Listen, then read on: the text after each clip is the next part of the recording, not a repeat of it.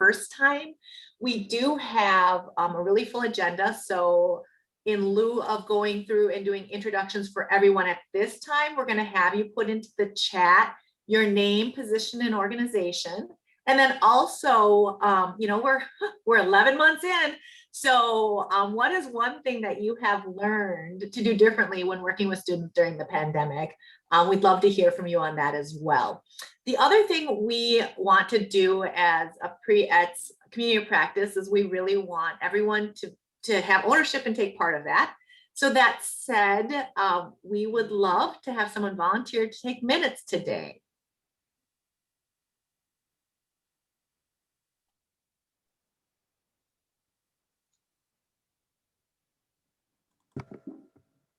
Okay, I will, Anna. Thank you, Anna. Really appreciate that. You can just email them Welcome. to me afterwards, and we can pull the attendance out of the chat, so you won't have to worry about that. Okay, fabulous. Awesome. So with that, I think I will turn it over to, we'll just watch the chat and we'll get that in. And do we want to start, just start the meeting then, Taylor, and we'll pull the stuff out of the chat for Anna and her attendance. That sounds good. A quick note, we will be recording this and all of the meetings moving forward to be able to share with people who are not able to attend the meeting. So the recording has started. And we will try that and see how that process works. Okay, so today I'm actually going to be here representing MSS. This will be an example of what a provider spotlight could look like. And this is something that we're hoping to do in meetings moving forward, where different providers have the opportunity to share some information about some of the unique programs they're offering, how they're doing pre-ETS, that sort of thing. So I'm going to share a little bit more about MSS and our pre-ETS services that we offer.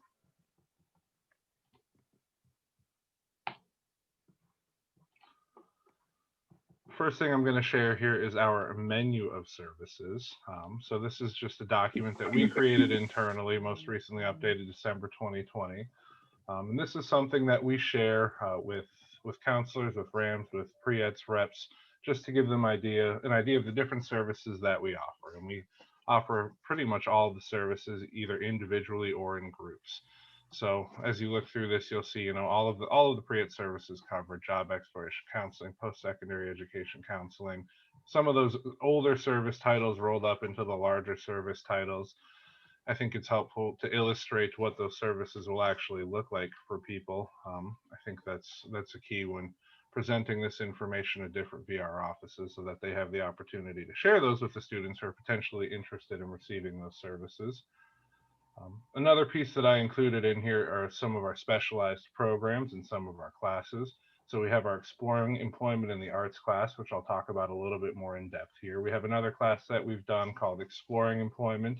That one's a 6-week experience that it's one-on-one and then a group time as well.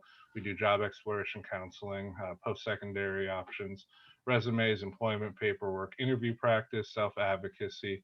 And we use a number of the different, or a couple of the different resources available to us through VRS. So Virtual Job Shadow, something that we use in this class.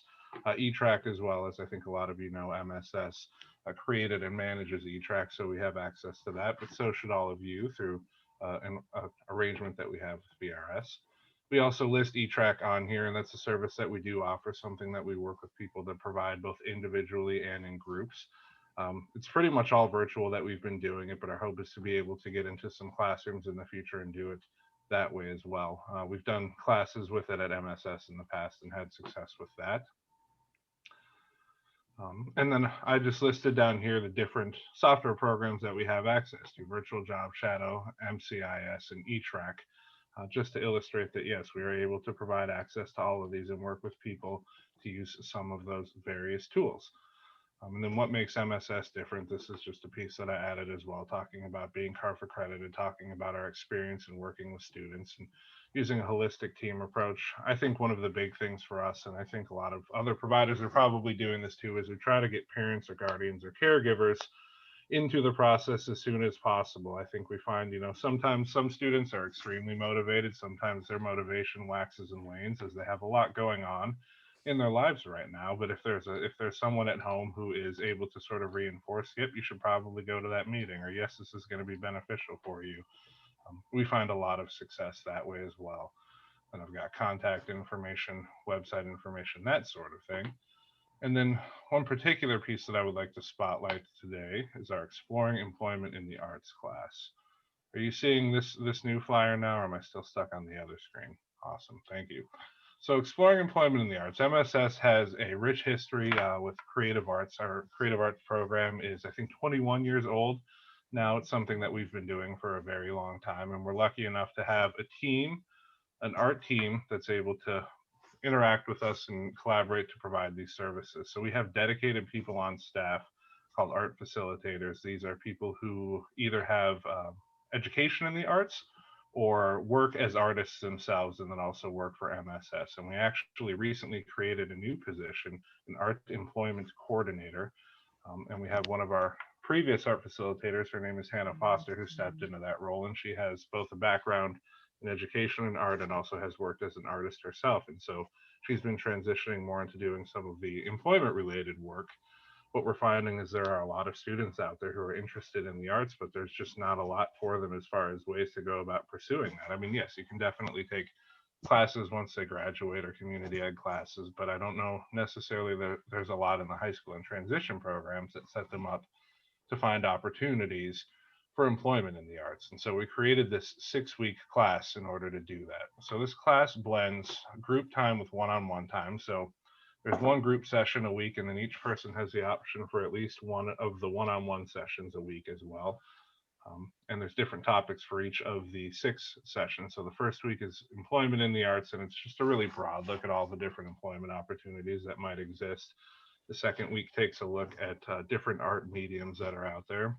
And then there's 3 weeks that are hands-on workshops.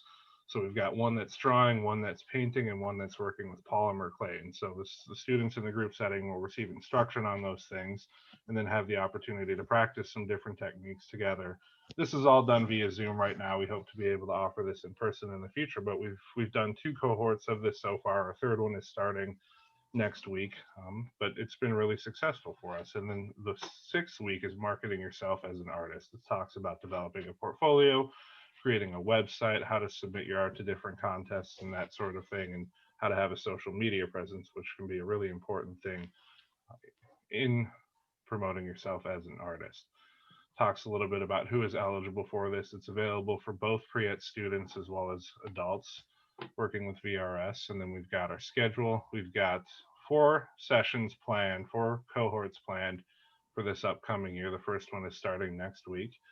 For anyone who's interested in this, we do still have space available if you might know of a student who could potentially benefit from this. And then there's those one-on-one sessions. And a lot of times what happens is the students will come to us with some certain things that they're interested in, like tattooing or graphic design or fashion design. And in the one-on-one sessions, we can either work on the content covered in the classes, or we can work with the students to explore some of those more specific interests that they have, looking at how they could potentially grow their portfolio, how they could look at some post-secondary options that could align with the interests of theirs as well. There's a $25 materials cost. There's some different ways we go about this. You know, for some, VRS is able to cover it. We have a grant that's able to help out if there are people for whom it presents a financial hardship. And some people just choose to pay that fee out of pocket. But this has been a really fun program, a really successful program for us. And we're seeing some continuation of it. People will do the class with us for 6 weeks and then say, okay, I'm interested in pursuing more. And then we'll pursue some individualized services. And it's been really enjoyable for us and something that we hope to continue to grow into the future. So that's just a general example of provider spotlight, you know, sharing a little bit about our general menu of services, a specific class or a specific offering that we have right now.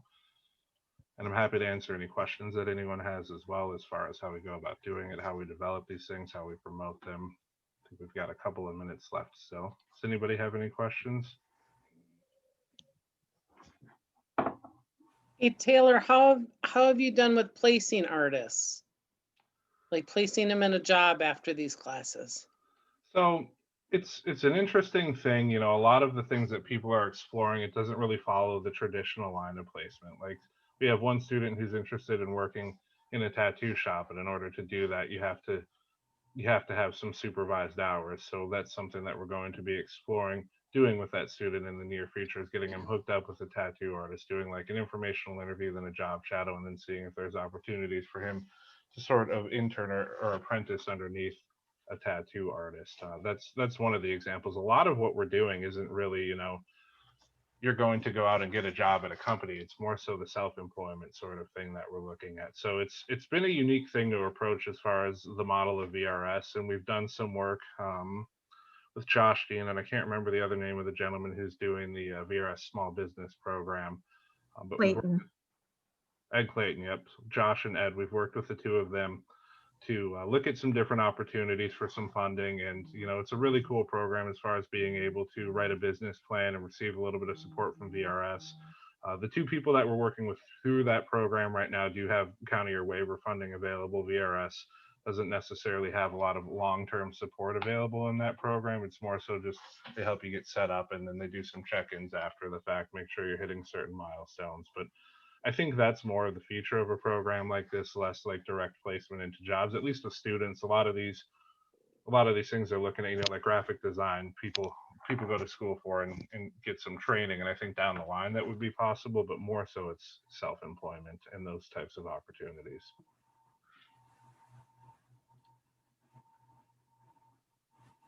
Any other questions about our art employment or our menu of services or the pre-ETS that we offer? Hey, Taylor, this is Andy with Rise. Just a question. Have you gotten some response or survey feedback about your use of eTrack, whether that's gaining some traction? We have. Thank you. We sent out a survey to all of the people who had access to licenses a couple of months ago, and we got a grand total of 0 responses to the one that we sent.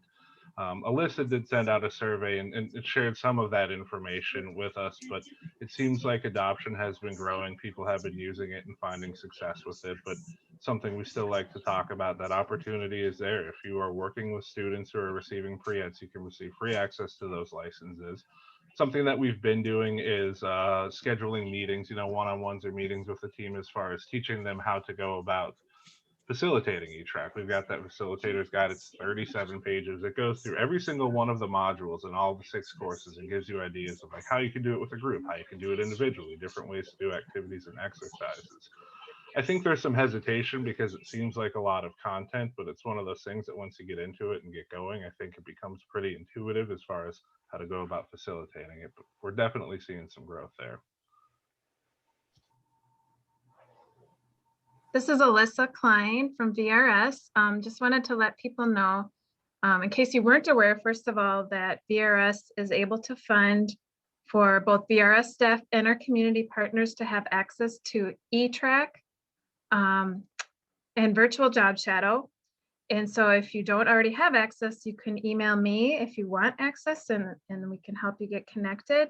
And then MCIS, the Minnesota Career Information System, is another option that will be available again if you want access, but you don't, starting in May. So you can also connect with me on that. And we did get approval from our leadership to fund it for these sites for 1 more year. So that's from until May of 2022. So in case you're wondering, there's been some questions about whether we'll fund it for another year, and we do have that confirmation. So email me if you have other questions.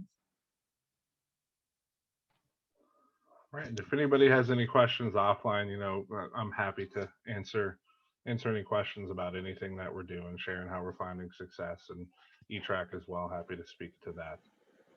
So I think we'll move on to the next part of our meeting, which will be Ted talking about provider updates. Sure.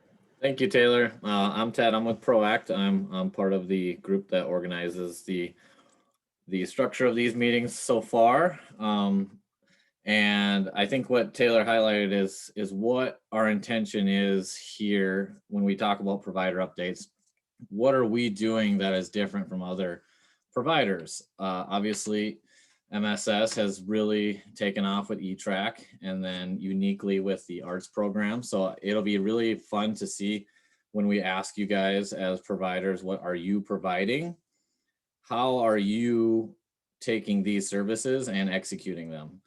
because we could all be very generic and do the same exact thing, but that wouldn't serve a great purpose, because then we wouldn't have the creativity and the individuality that MSS is just shown in those ways of highlighting areas and interests such as the arts and foresight with E-Track. I don't think E-Track would have gotten the, well, I don't want to speak too much on it because I'm not directly involved, but the timing couldn't have been any better as far as execution of getting that going with the fact that the quarantine happened in our COVID situation. So this time is now going to be spent on discussing provider updates. So if providers are present and their supervisors are here and would like to speak on it, I am not a supervisor with PROACT, but I do a lot of work-based work experiences. So I'm going to refer to Anna to discuss about what PROACT is offering currently. And then we'll get into a little bit more about how we would like to discuss this further on meetings in the future. Thanks, Ted. This is Anna from PROACT. I'm the Employment Development Manager, and we provide Pre-ETS services out of our Eagan office and also out of our Shakopee and Red Wing offices as well. So we are currently providing all services.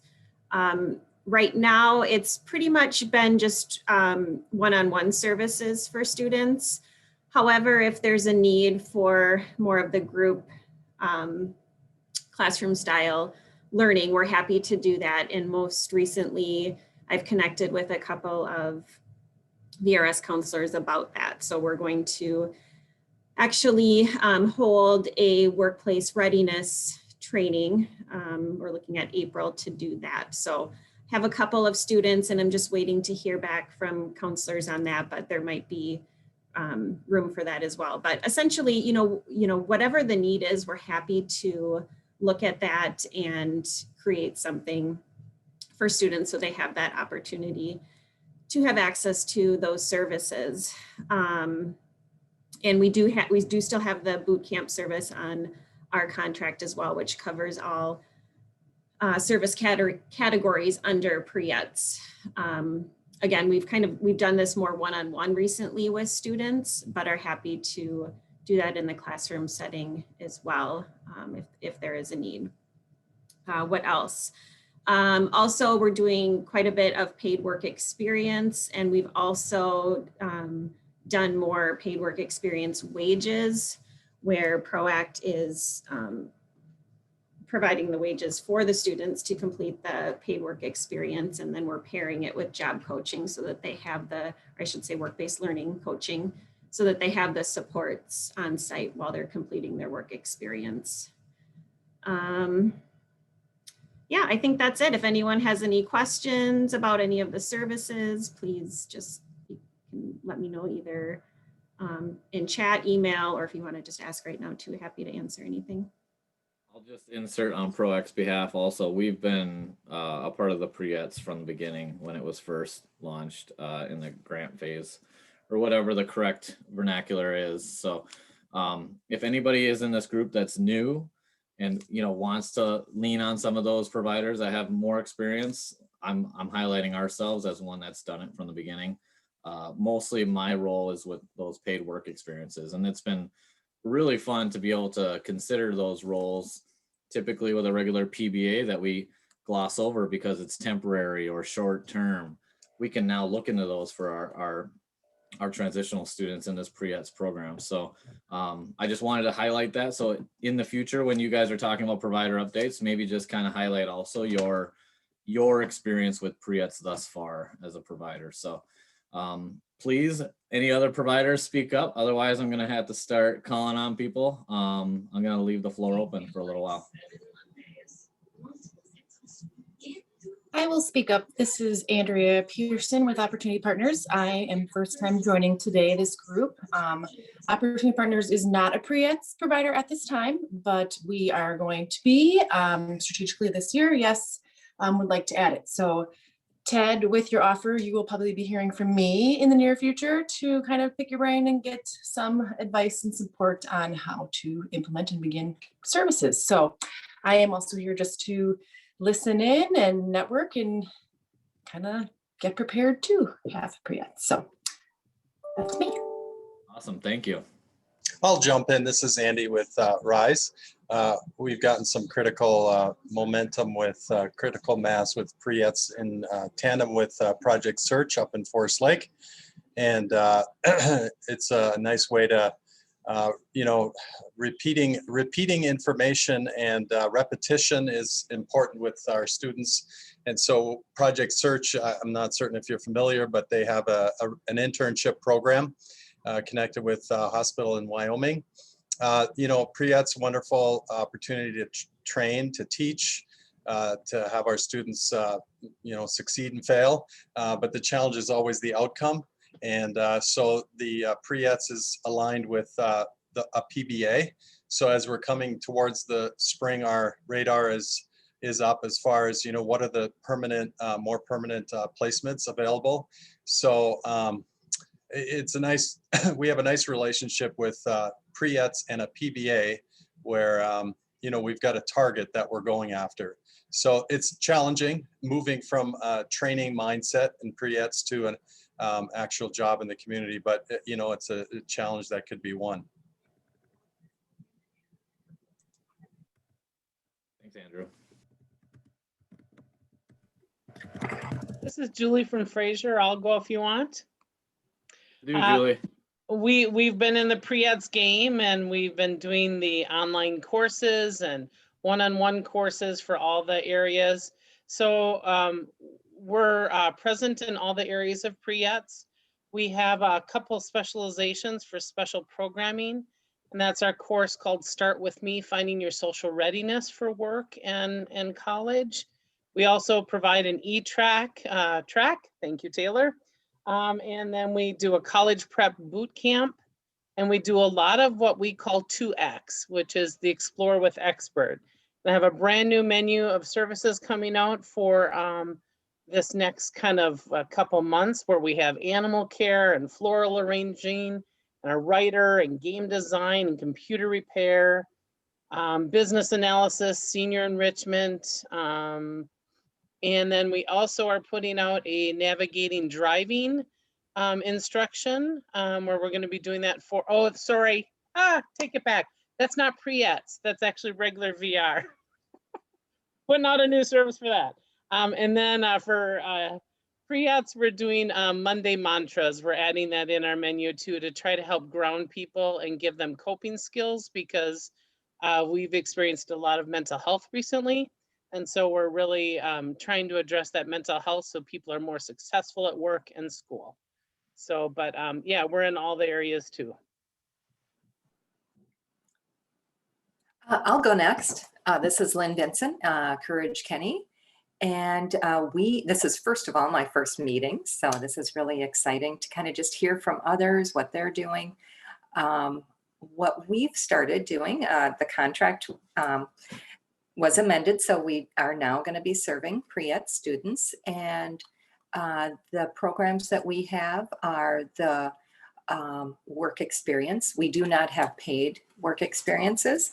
But we do offer where people can have an opportunity to try out mainly clerical positions, although we have been able to do a little bit with some custodial yard work. I will say this, COVID has kind of changed some of those things right now, just with our availability to get into different departments at this time, but I see that changing relatively soon. We also do a lot with post-secondary. I know, Julie, I've seen you at some of the colleges. Anyways, we are working with students in being able to kind of provide some guidance, and mainly really helping them find those resources within the college so that they can really flourish and grow. So that's us.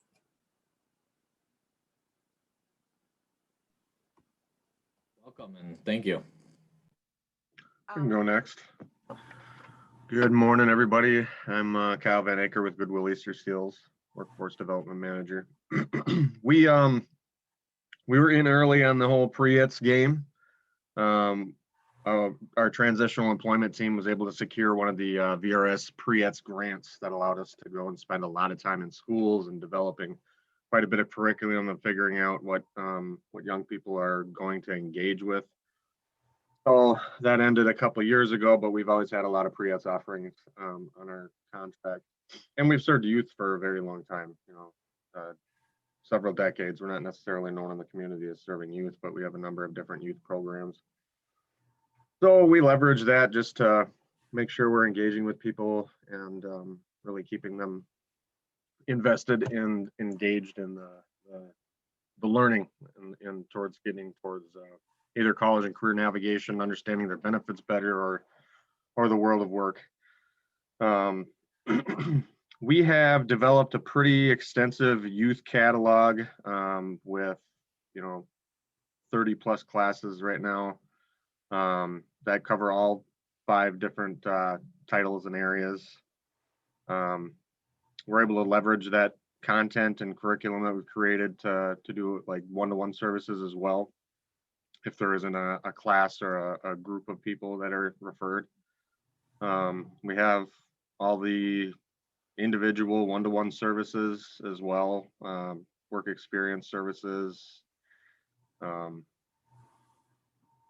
as I said, benefits and college and career navigation. We're lucky at Goodwill in that we have capacity and a lot of those subject matter experts that, we have a team specifically dedicated to college and career navigation. And we have work incentives connection at Goodwill Easter Seals, which is, we're lucky as well. So yeah, it's kind of the overall. I'll leave her there.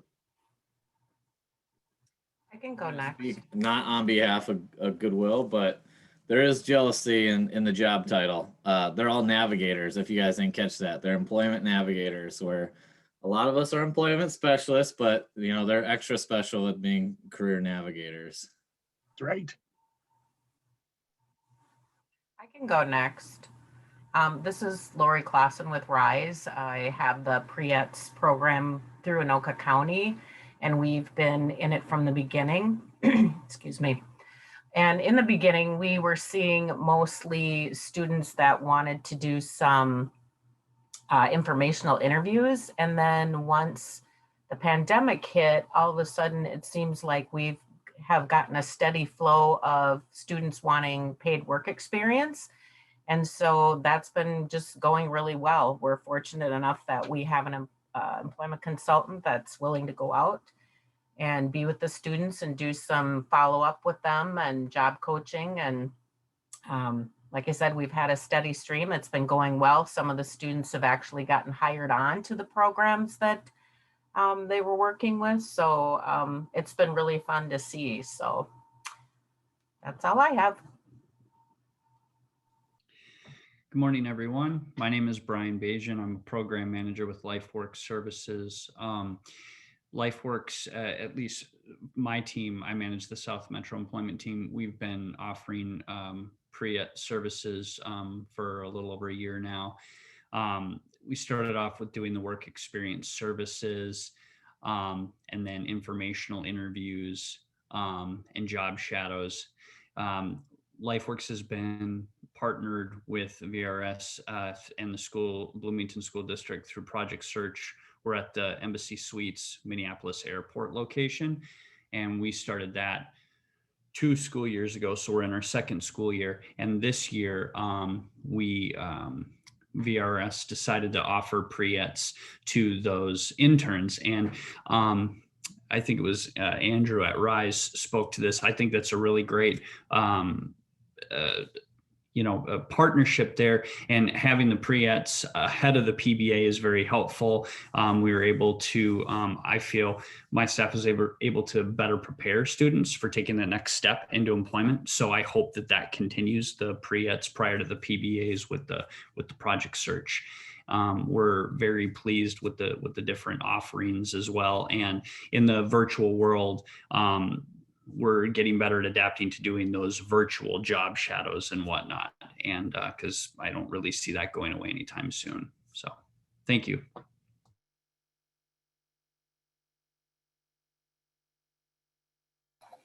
I'll go.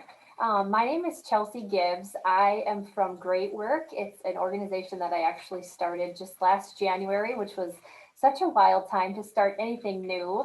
But I have a long history in disability services on the waiver side, going back many, many, many years. But we are super new to just being a VR LUV in general and Pre-ETS as well. Our contract just went through and was finalized in January. So I'm really just here to listen and learn from you guys. I really appreciate that, you guys are doing this, and there are some resources that I can reach out to here. So I just think this is really great, and I'm really excited to get going. We do have all the Pre-ETS services on our contract, and we are taking referrals for Pre-ETS.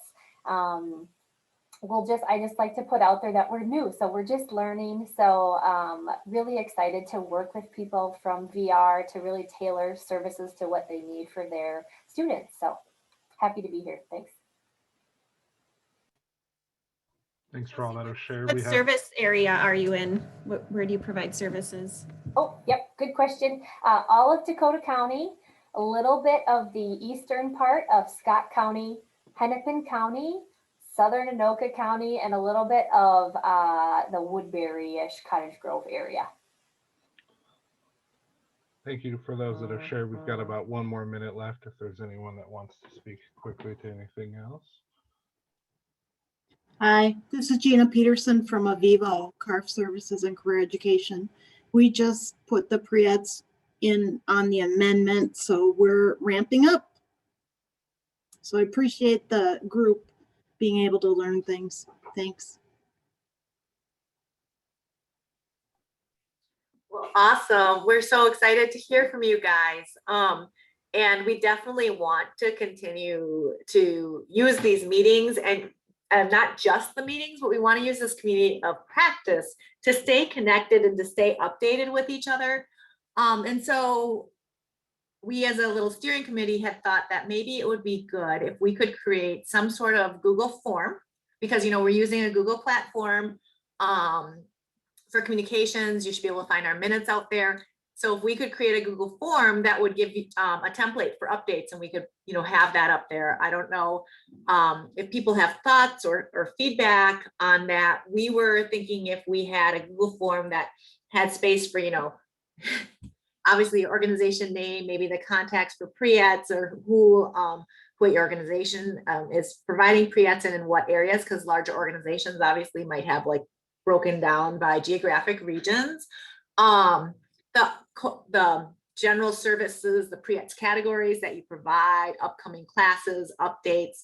So that's what we're thinking of trying to create so that we can stay up to date with each other.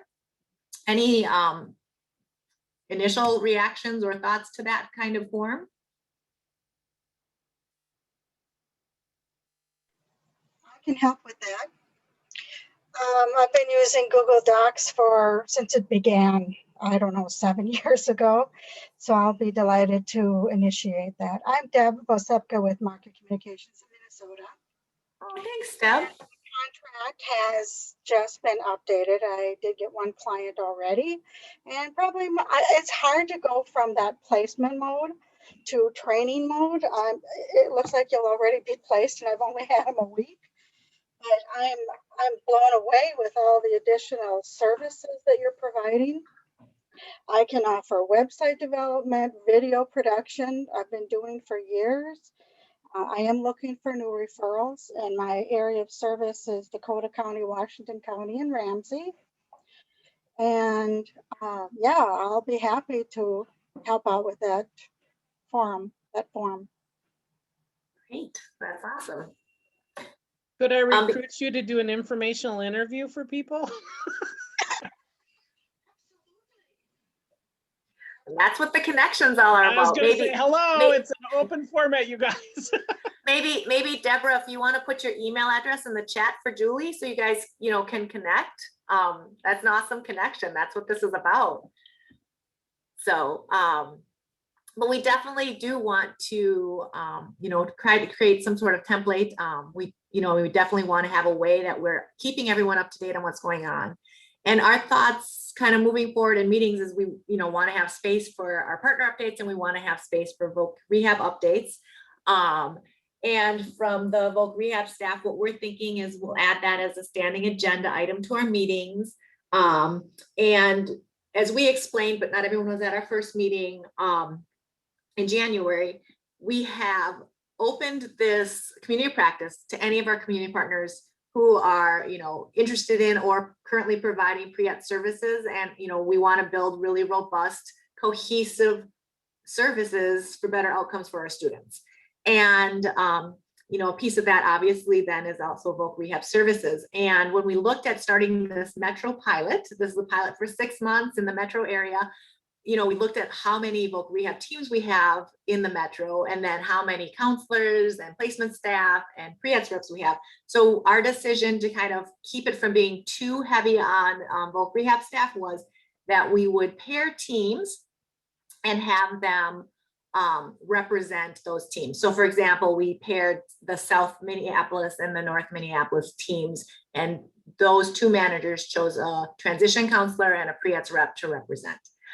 So that's how we assigned voc rehab staff, just to keep our numbers from overflowing too heavily. But we do want to have another way to have updates on what's going on in each local office as well. So our plan is to have a representative from each of those teams, then provide some sort of verbal update every month on what's going on. And those representatives from those teams are also responsible for going back to their teams to share the information from these meetings and then collect questions or thoughts that they have moving forward. Any other thoughts or questions about that, and kind of how we want to keep everyone up to date and, use our technology and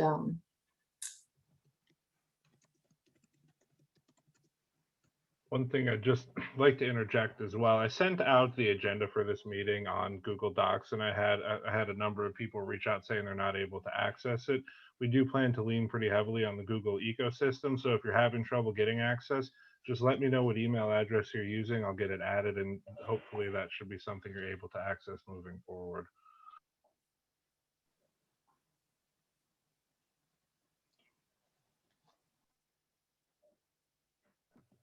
Taylor, this is Anna. Should people email you directly if they need access to the document? Yes, people can email me directly, or I think if you try to access the document, it should tell you that you don't have access, but you can request access. And if you do that, I can go in on the back end and just grant access to each person individually that way as well. Thank you, Anna.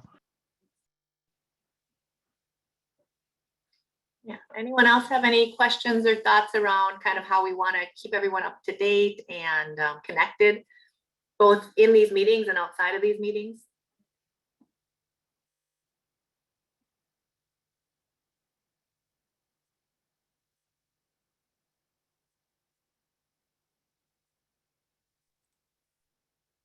Okay, I'm hearing none, though you can always put things in chat. That is fine too, and we can round back to that if needed.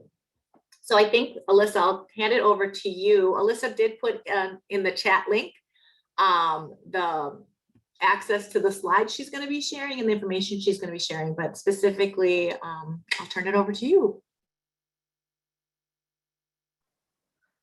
I apologize. I was trying to, I wasn't really focused. So did we go to each team to do an update? Are we not in that then? Did you want to do that? We can.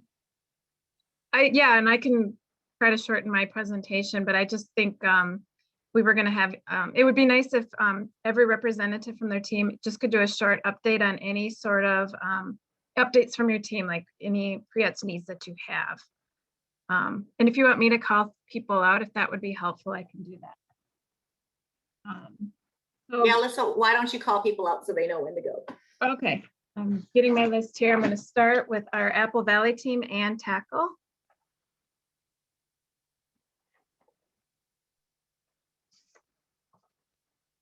If you don't have an update, you can just say pass. Actually, I just saw a chat from Stephanie that she has to leave soon, so maybe Stephanie can start.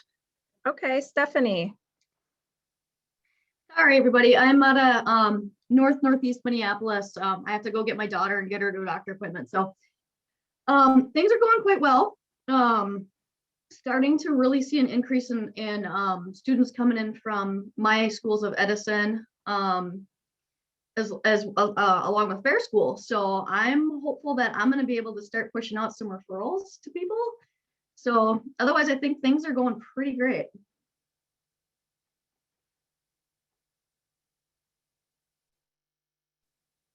Okay, so Ann Tackle, are you with us? Maybe she's not. No, I am here now. Oh, there you are. Okay. Sorry, I had some technical difficulty. So I didn't really have time to prepare anything in talking with our team, but we're getting a lot of referrals coming in from the local high schools now. In fact, I just got an email this morning that Egan High School is going to have every 11th and 12th grader that has an IEP meeting have a VR representative be there to talk about our services and applications. So things are moving. I think we're getting a lot more information from these kind of meetings today about who's out there and the services they provide, because the need I see is really increasing. So I think this is just a wonderful platform for us to learn about more resources that are out there and how we can get those referrals to you. Thanks, Anne. How about Mary Steinmetz from the Blaine team? I agree with Ann. I didn't get a lot of information from my team on this, but just from a meeting I was at last week, seems with schools starting to open up, we're getting lots of referrals and lots of questions. I've been sitting in quite a bit of IEPs, and a lot of applications are been sent out that want or say they're interested, but I haven't I've gotten about a third of them back, but that's kind of more manageable than all of them going out.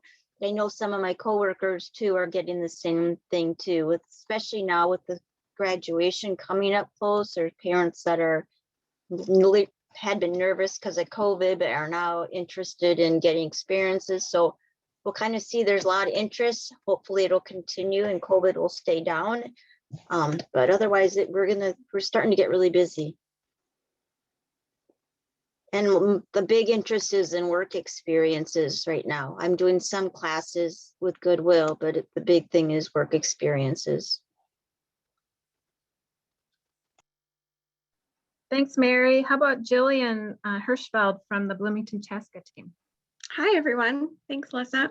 Yeah, I had a few minutes to talk to my team about it at our last team meeting. Super excited to be a part of this group and hear everything each week that we meet. The main thing that we're hearing right now, and I know it's only February, but even start the conversation of summer experiences and summer programming, and more of a focus on in person. And you know, especially with this year, the kids have gotten a lot of things virtually, and the ones who could kind of take that in and add something on, it's been great. But that's the main thing that we're hearing in our area is in person and kind of ramping up for summer. Thanks, Jillian. Sherry Turcott, Brooklyn Park. Morning, everyone.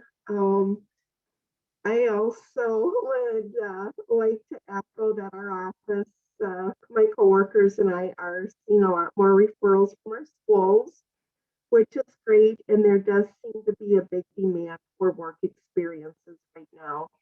So being able to find more about the providers who can offer this is really helpful. Thanks, Sherry. Sam Bravo, Burnsville Shakopee. Good morning, everyone.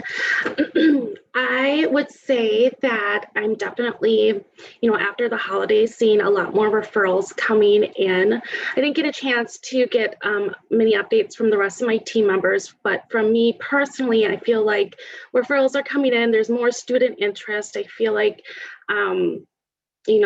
after the holidays, things just kind of picked up.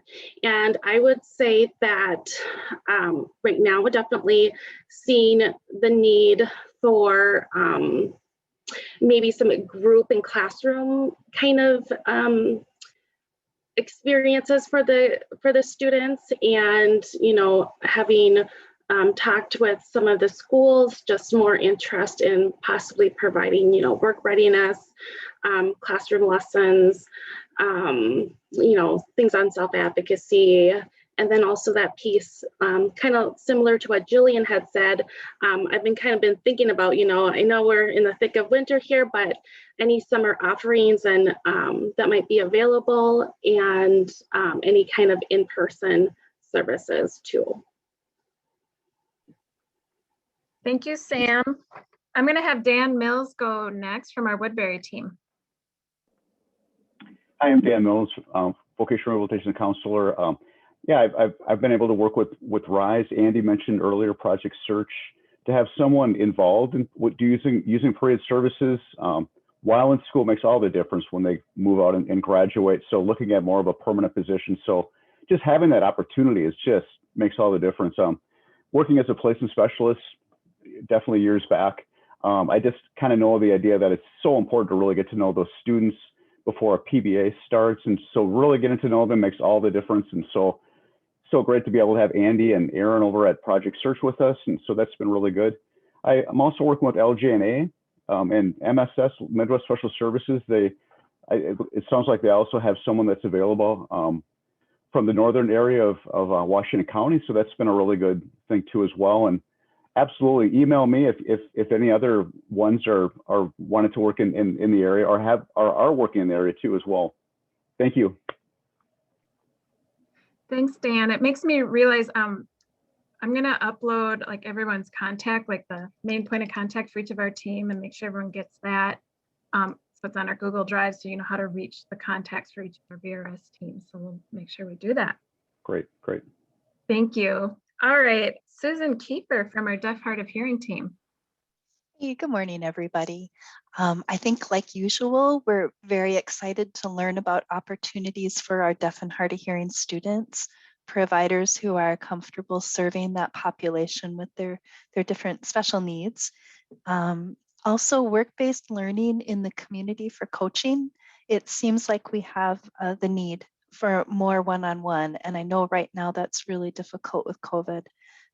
But for our communication-based needs students, that's awfully nice if someone is able to go in person, like for other students too.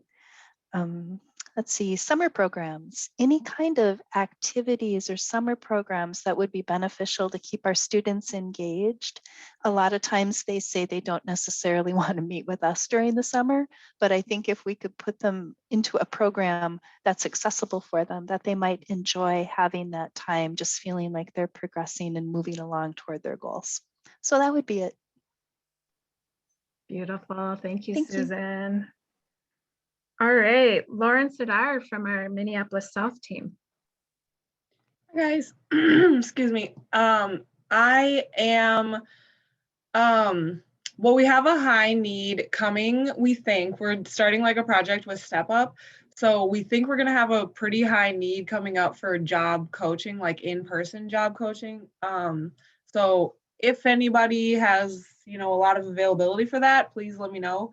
And then also, like they mentioned before, the summer like work experiences is definitely something that I know is coming down the line. So yeah, but the job coaching first is going to be maybe big. So please let me know. Thanks, Lauren. All right, Megan Mulkey, North St. Paul. Hi, everyone. I guess we've been receiving more referrals, I guess, since Christmas holidays. And feel like for me anyway, a lot of it's individual services. We've set up a couple classes. There is a need for the job coaching, like Lauren said. And the summer programming, definitely thinking of some creative ideas for that. I noticed a lot of students interested in careers with animals and construction and things like that. So if any providers have anything with that would be great. Trying to think. That's kind of about it right now. So, and we've been adding a few more schools that I've been going into. So getting some referrals from some new schools as well. So thanks, everybody. Thank you, Megan. Last but not least, the St. Paul and New Americans team, Sue Fox. Oh, hi everyone. Thanks, Alyssa. So we've had a lot of referrals coming in from several high schools this fall and into the winter. And just recently, it's really starting to pick up with schools that we just haven't heard from for quite a while. We've been reaching out to them, but a lot of post-secondary counseling interest right now, summer employment opportunities. We added a virtual high schools, so that was exciting, and we're looking forward to hopefully getting some referrals from those schools. Mostly, like Megan, our services have been focusing on one-to-one.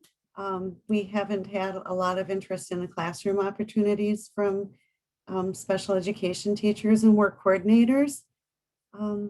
So yeah, I'm looking forward to having the referrals coming in and sending them out to all of you. And I'm grateful for this platform. So thank you. Thanks, everybody. As I you wanted to take go a ahead. second to highlight a common theme that most of you guys were identifying is work-based referrals now. One of my qualms prior to COVID was too many times the seasonality and the lethargic nature of, okay, we're in winter, oh, it's getting warm, we're about to graduate, all right, now we just get flushed with referrals and we are running to execute intakes and we are scrambling to see if, you know, this will fit on our caseloads. It looks like an unintended consequence, positive consequence to COVID and the isolation is potentially motivation to look for a job now. And I had been begging for counselors to be like, hey, as proactive as we can be, can we get this going in January, February, March, so we're not scrambling in June? And so it's good to hear that the referrals are coming because it was not fun scrambling, putting 3-4 intakes on a day. Those were not fun experiences, and I extended myself in that way in the past, and I know Anna has as well, to make sure that people got the services they need, regardless of it. Was it a work experience? Was it for another service? So if we can only continue to emphasize, hey, let's get you aware of our services now. You don't have to sign up. We don't need to go further, but let's not just get swarmed like a Black Friday when graduation comes. So I'm glad to hear that theme. That is good to hear. I will second what Ted just said. The swarm is nasty. I know. One thing I forgot. Oh, sorry. Go ahead, Sue. Well, one thing I forgot to mention is that I seem to be getting a lot more requests for students who are age 15 to find employment, and that can be really challenging. I mean, you're all wonderful and we've had some very creative solutions, but that I seem to be getting a lot more of those 15-year-olds wanting summer jobs.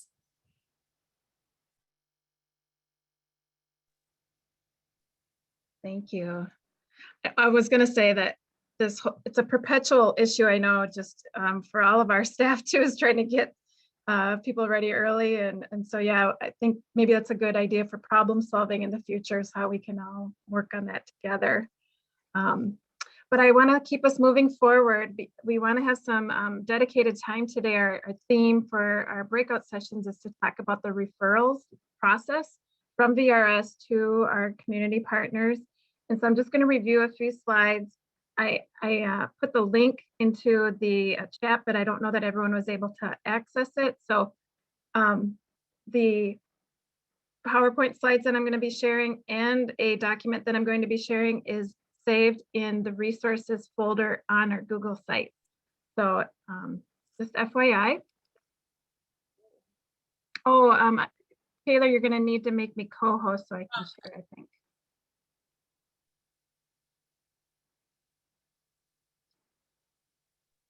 Alyssa, I just want to throw out a disclaimer to those blacked out screens. Alyssa's going to talk and then we're going to go in groups. So be aware that participation is coming. So just wanted to throw that out there.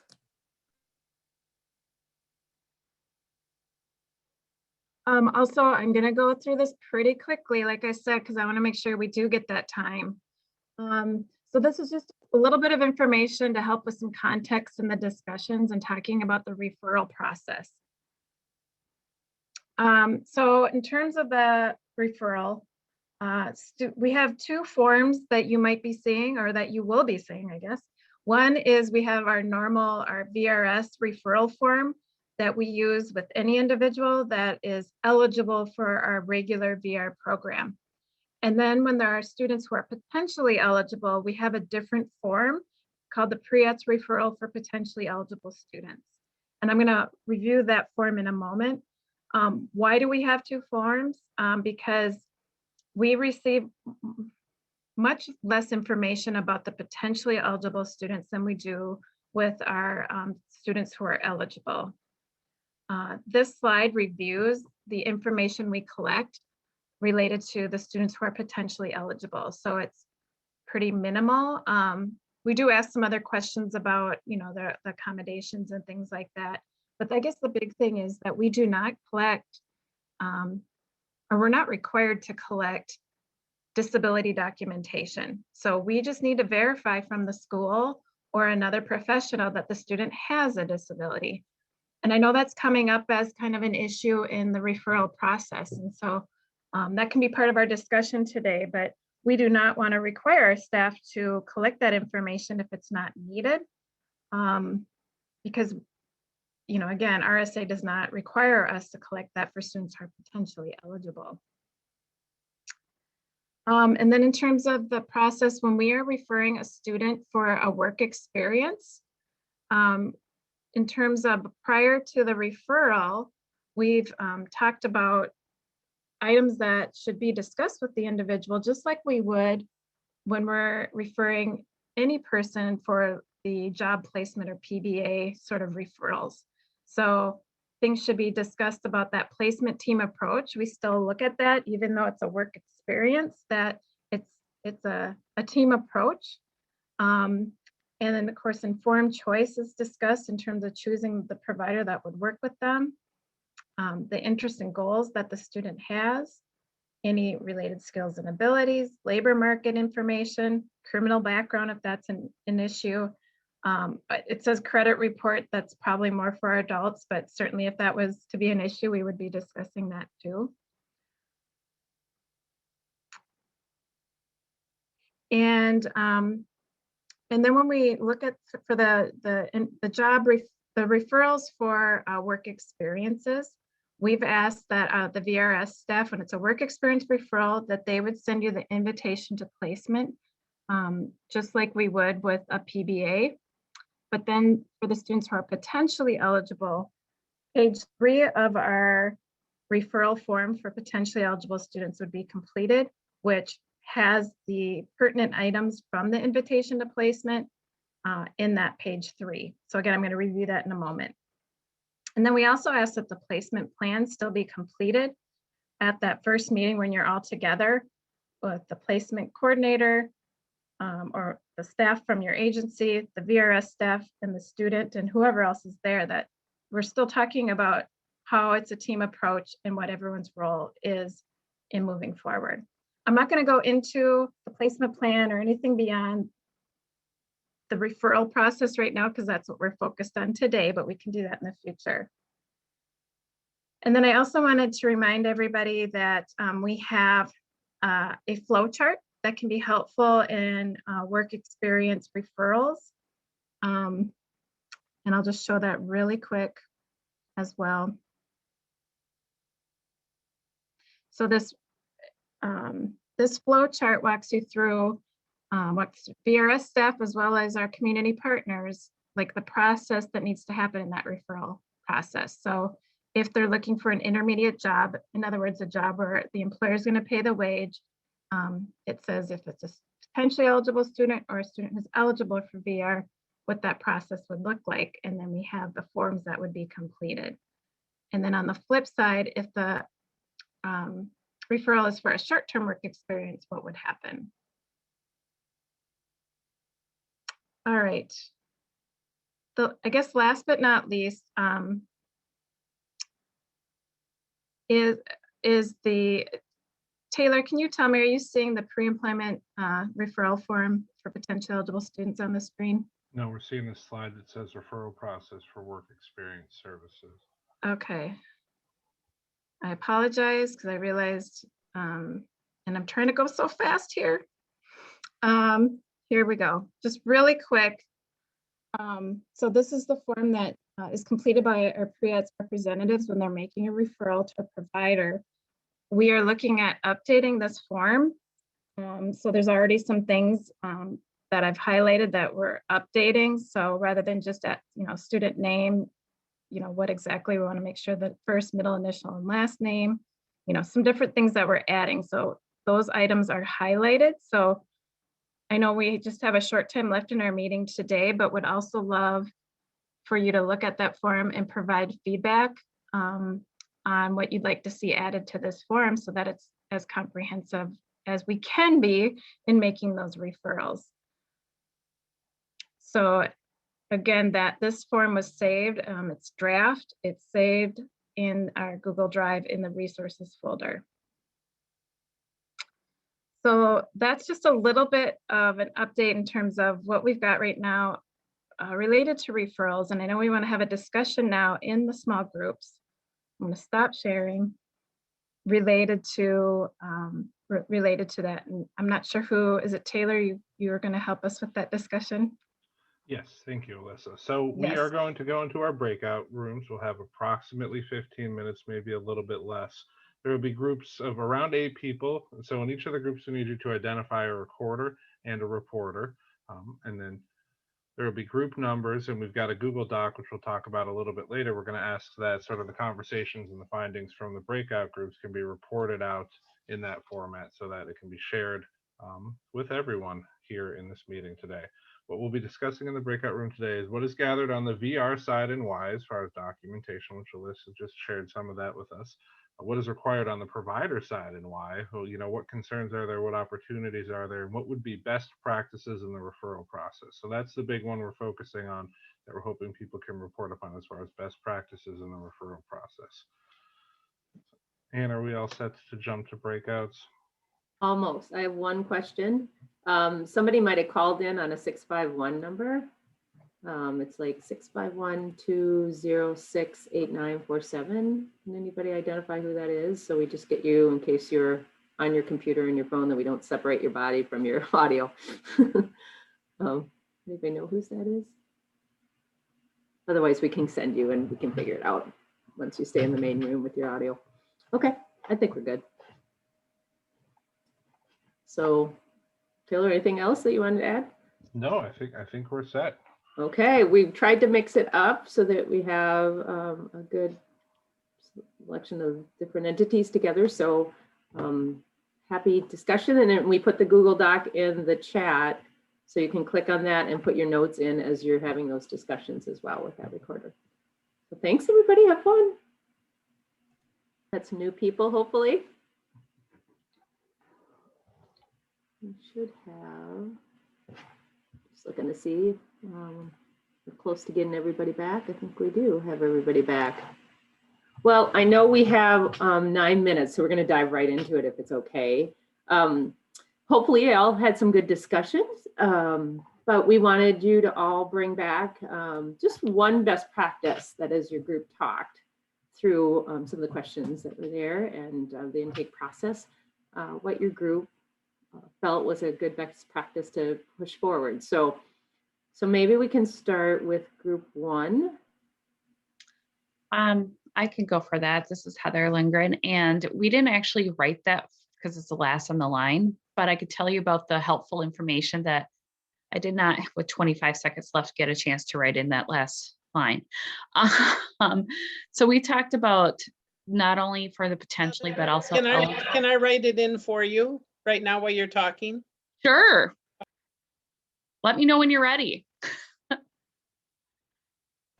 You can start it, Heather, because we're not showing the doc. We're just gonna share it. Okay. Yeah, go ahead. I'll record.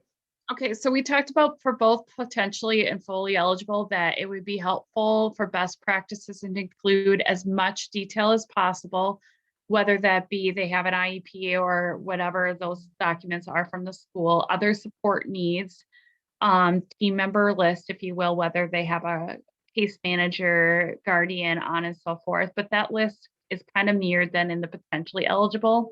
Obviously, you're not going to get the same detail with the IEP, et cetera, but who are the team members, any amount of information they can get about the support needs for the services and what the services are and what has been done in the past. And oftentimes students, whether it's in the potentially or fully eligible, will have a prior sample application and such. So having those type of documents added, and transportation, what is that? Is that the school? Is that the family? Is it the individual themselves? And I-9 documentation if it's going to be a work-based experience with wages involved. Fantastic. Excellent. Great ideas. How about group 2? Who was the reporter for that group? Hi, that would be me, Brian Bajan, LifeWorks Services. Some of the providers asked who at, we need to be able to connect with the team, and if we see that maybe the services that they're currently authorized for are not the person served, or maybe not the right fit, or we've seen a greater need for services. We're thinking about, getting who the guardian is. Do we have all the necessary documents? If they're looking to do a work experience, all the employment documents needed. Do we have transportation options flushed out ahead of time? Like, does a person already know what their transportation options are getting to and from work? And then just other concerns and opportunities. Are potentially eligible services, are they the best fit for the student at the time? So. Excellent. Thank you, Brian. How about group 3?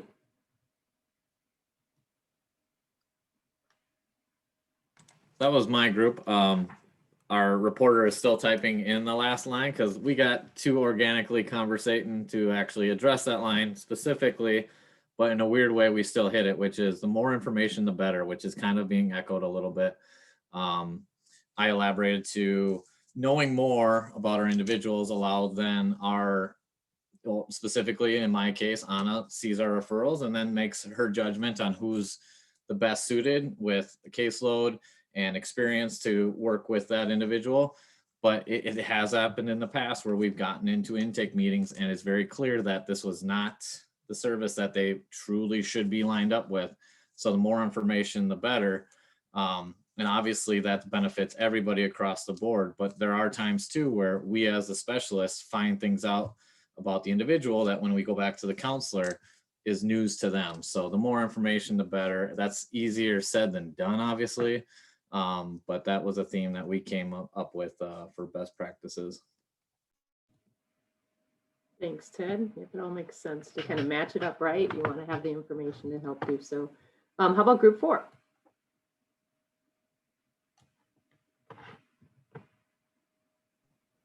This is Megan. We didn't take notes. We were confused about getting on there. But I think one thing we talked about is like any major medical stuff that might be, whether it's pre-ETS or potentially eligible.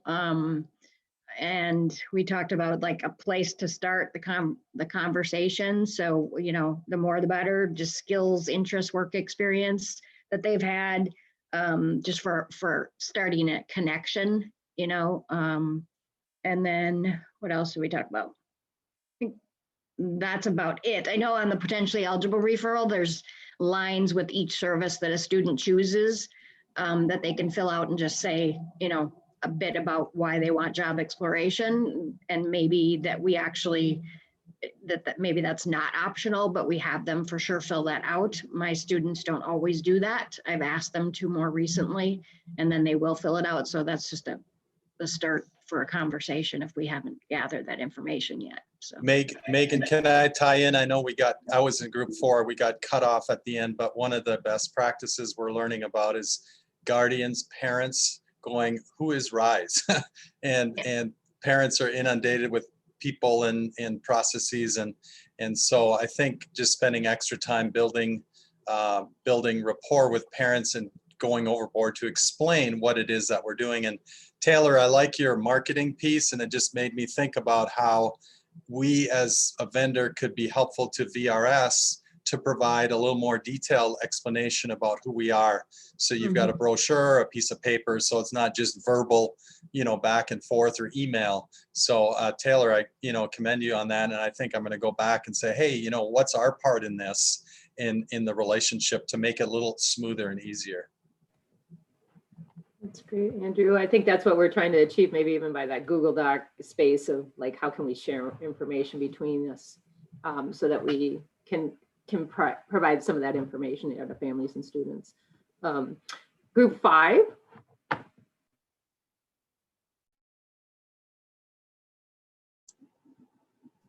I think our conversations were very similar to everyone else. But Susan did have a good recommendation that if, or Sam, I mean, sorry, that if we don't have all the information that we need on that potentially eligible, that we can maybe go to the school. And I know our school has been really good about providing us with information. Otherwise, it was pretty much what everybody else was talking about. Thank you, Laura. And the last one is group 6. Hey everybody, Michelle from VRS.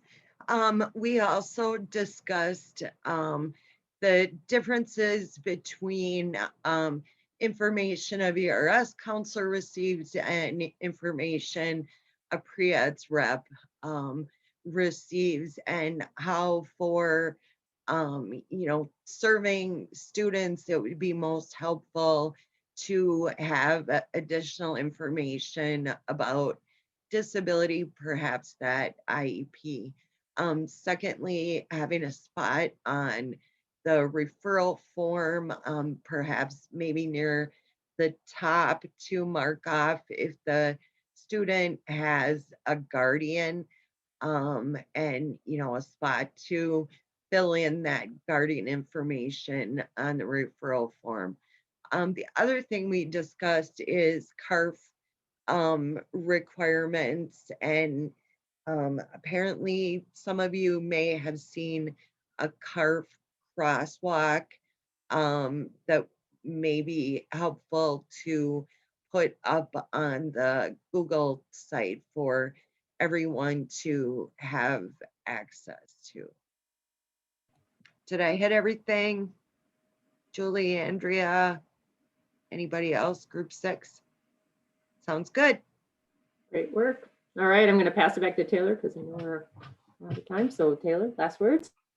Thank you all so very much for coming to the second meeting. It was, I think, a very successful, and look forward to doing more of these. You know, 10:31, we sure pack it in, and hopefully we'll continue to have good meetings and good conversations in the future. Our next meeting is Thursday, March 18th from 9 to 10:30 a.m. You know, I was looking at the back end on Google, and I think some people are still having trouble getting access. So I'll work on getting that sorted out, but please reach out to me if you're not able to get access to the documents and where we're collaborating. Thanks again for coming, everyone. Have a great rest of your week, and we'll see you next month. Hi, thank you.